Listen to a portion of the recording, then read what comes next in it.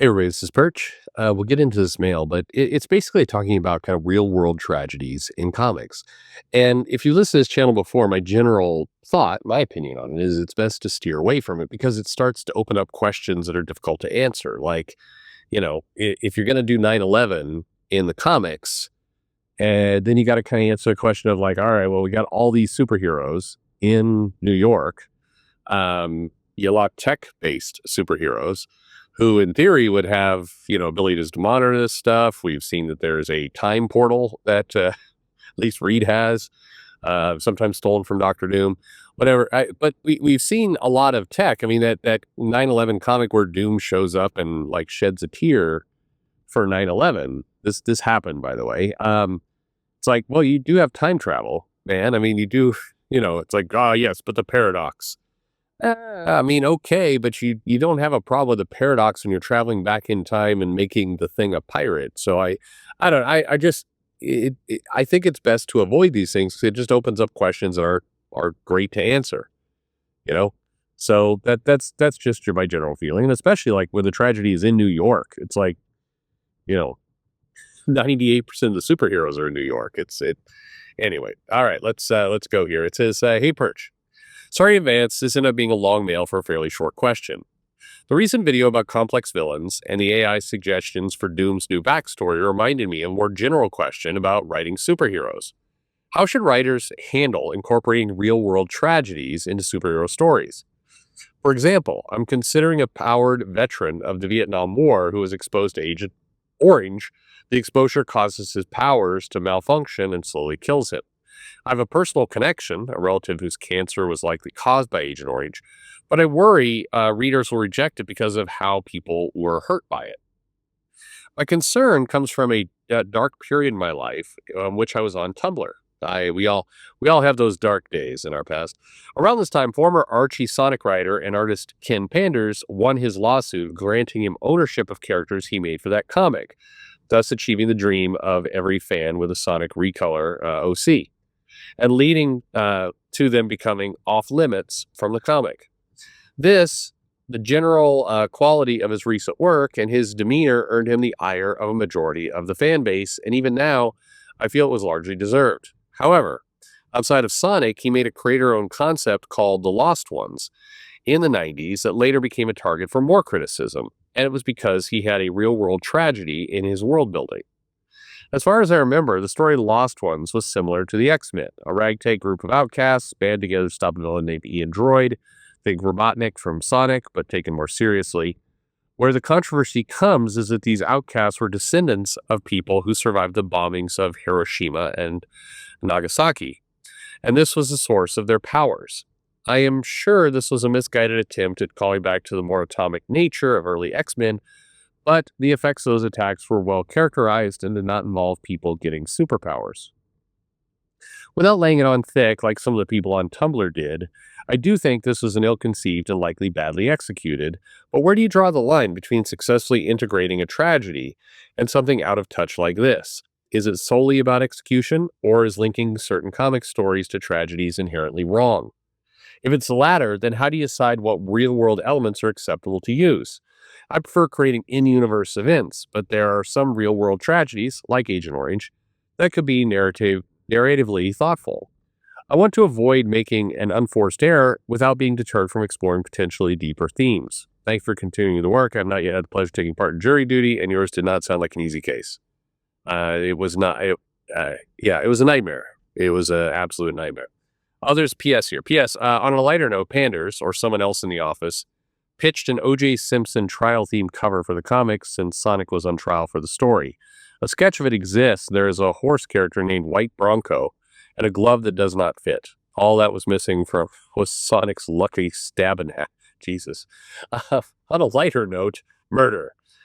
All right, fair question. Look, I think, first of all, if we're talking about real-world tragedies, and using it in comics, I some of the readers definitely remember the moments you're talking about. I remember the Outcast, but maybe one that almost everybody has or knows is Magneto, who we've seen both movies and comics that directly tied him to the Holocaust, and it's one of those things where I would say nobody minded. And while, but for many, many decades, the idea of having Magneto and tying his story to the Holocaust and everything else, it did not lead to fan outrage and protests. But then along came Tumblr and Reddit and other internet sites, and they kind of like just wander around comic history looking for things to be pissed off about. And I fully believe, I mean, right now it's, the idea of being sympathetic to a Jewish backstory is probably out of fashion because we're busy caring about Palestine. By the way, this isn't, by saying it, it sounds like I'm saying it very off color and casual. I actually don't mean it that way. I just mean that, one day's tragedy becomes another thing everybody overlooks just depending on where the winds of kind of social will seem to be blowing. So if you're going to talk about a backstory like the Holocaust, nobody's that interested in, being outraged about that and saying this is offensive to members of the Holocaust when you're, the current du jour cause on the internet seems to be Palestine. And so that's just kind of where we're at these days. Anyway, I think, look, like I said at the beginning, real world tragedies, in general, there's no hard and fast rule, but current ones are largely a bad idea. Ones, like if you're going to do a story about a school shooting, you can do that, but then you do have to have an answer for what the heroes are going to do to kind of prevent this, or are they just going to kind of ignore it? You can do stuff further back in time, like 9/11, can be part of a backstory now. And there are comics that are dealing with the Iraq war, the Afghanistan war, and kind of stuff coming out of it. You go even further back to Vietnam, well, you're benefiting from the fact that, that was a long time ago. And a lot of people involved were children that they're reading comics today. There's not a lot of living people. There's the idea of a kind of a living World War II survivor right now reading comic books is there aren't any. You people who fought in World War II. If you were a child during World War II, you'd be 80 now, over 80. So I think there's, you could go there and you're not going to get people too outraged, other than you run the risk of somebody on social media deciding it's time to be pissed off about, the gypsies, or we're not supposed to call them that. You just, and I don't think as a creator, you can't, there's no point in trying to defend against that. You do your best. Can you look yourself in the mirror and say, this comic is, I'm trying to tell a good story here. I'm not doing this to punk or prank a race or religion or anything like that. I'm just trying to tell my story, and I'm leveraging some, tragedies that will resonate with people. But this isn't a backdoor attempt to, be a horrible, awful person. I think if you can legitimately say that, if you can, look yourself in the mirror and do that, then I think you move forward with your story and you do the best you can, and just, you're running the risk that a handful of lunatics are going to, make life shitty for you at some point. And there's nothing you can do about that. When I was helping out Sean Murphy and he was doing Zorro, I can guarantee you, neither Sean nor I, nor anyone involved, was under the impression that somebody was going to say that Sean was culturally appropriating the Latino, community and heritage through his telling of Zorro. Nor did either one of us believe that an offhanded comment of like, yeah, there's, a lesbian in the book, that the fact of which, has no bearing on anything in the book, would turn into, it's not actually about Zorro. The main character is a lesbian. I mean, these people took something out of nothing and then just hammered him and, me. But I'm not the one who matters, but they hammered him for months about this, months. And then turned around and said, why don't these guys talk to me? Why doesn't Sean give me an interview? Why isn't he friendly to me? I don't understand what I ever do.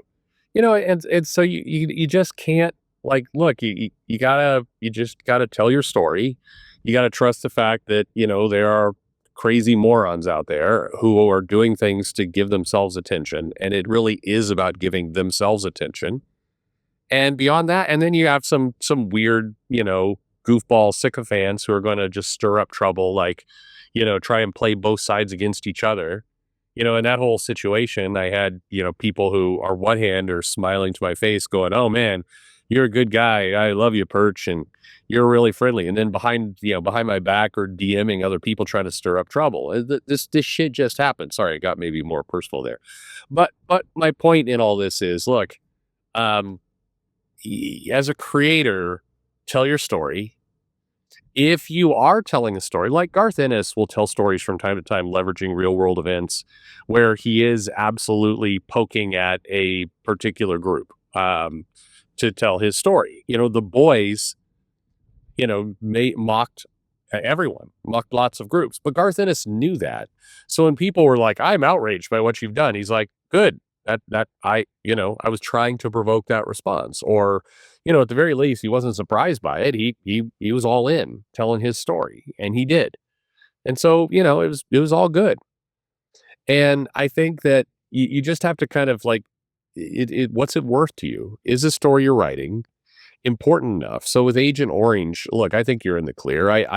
Will there be a handful of people who are like, want to come after you because it's being insensitive to survivors of the Vietnam War? Maybe, but doubtful. On the big spectrum of, what's going to get you into trouble, unlikely that one. And so if I think that could be a powerful part of your story, so I would move forward and do the best you can.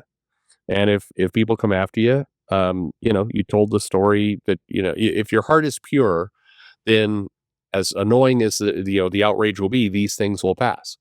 With Sean, the Zorro campaign was successful. He got a book out. It was great. He sold his original art, made a ton of money. He's happy. So, he has a choice. He can look at it and go, the thing I remember from this project were the crazy asshole lunatic who decided to make my life shitty for, his own chuckles and amusement.